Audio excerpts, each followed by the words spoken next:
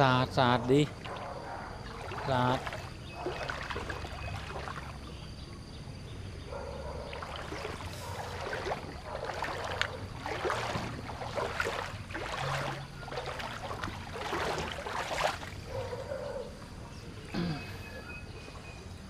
น้ำ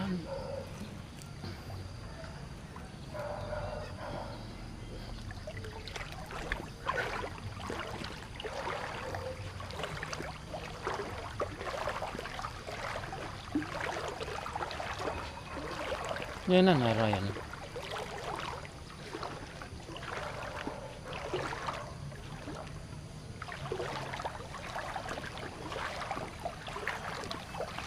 โอ้ตะปู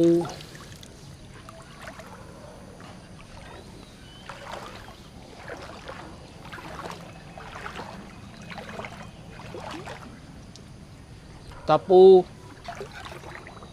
ขวากไว้ก่อน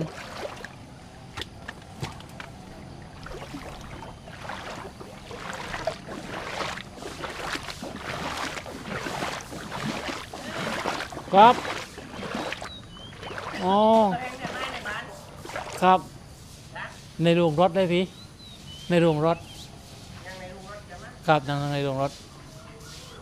ครับนี่อยู่ใช่แต่อยู่ในบ้านน่ะ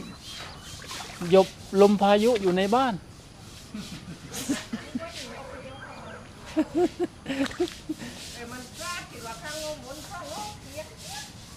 ใช่เลย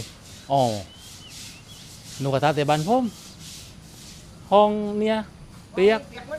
ครับเปียกไม่ถึงกับมดแต่พายุมากเลยครับครับใช่มีจังหวะ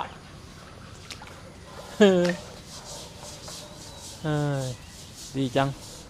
อันทำความสะอาดนะจ้างคนมาจากกรุงเทพจ้างคุณจากกรุงเทพมาทำความสะอาด